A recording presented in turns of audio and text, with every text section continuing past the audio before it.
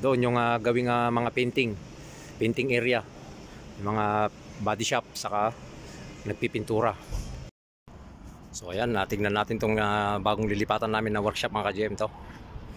Yan, mayroon siyang dalawang flatbed na lifter dyan. Tapos ito yung kabila, hirela ng lifter. Yan siya. Yan. Tapos nandun yung mga tools ko, mga tools namin ng mga kasama ko.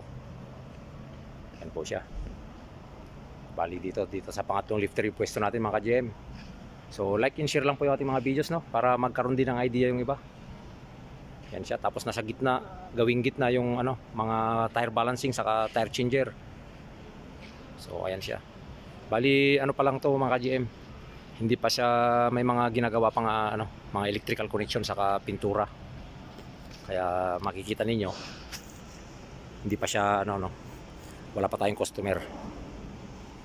Yan.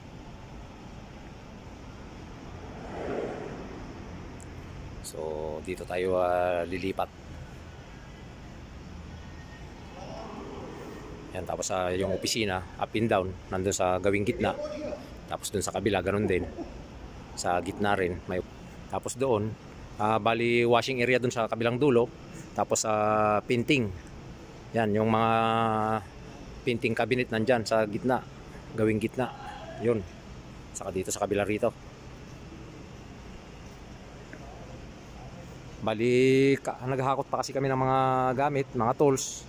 Kaya hindi pa ganong tapos mga ka-GM, hindi pa siya nakapwesto talaga yung mga gamit natin, no? Yan. Tapos dito. Marami tayong katabing workshop na malalaki rito.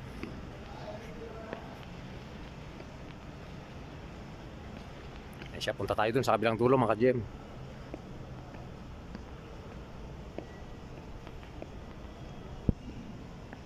Yan sa opisina. Tapos doon, mayroong BMW doon na isang nakaparada.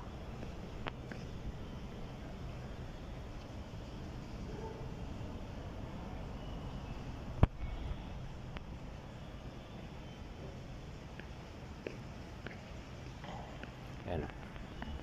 Ito yung sa opisina natin. Yan, tapos punta tayo doon sa sa washing area. So pagka yung mga napinturahan dito ilalagay sa na to, may cover na to. Pagkatapos mapinturahan o ma-body shop, dito siya ilalagay sa gawing gitna. Yan makikita nyo mayroon siyang dyan, plastic na cover. Tapos dito yung painting area, no? Yan sa ba tawag dyan. Yan mayroon siyang mga exhaust dyan na malalaki. So ayan, tapos doon naman yung washing area, doon sa dulo na yon. Tapos may lifter din dito. Yan kasi bali dito sa area na to, sa kabilang gilid, bali to, body shop. So ayan. Yung mga ng pinaka-cabin ng magpipintura. Yan. Ito nyo dyan. So ayan. So maganda yung setup nito ngayon kasi unang-una bago tong workshop. Yan, maluwang. Yan siya. Yan yung taas. Bali yung ng mga aircon. Kaya ayos na rin yan.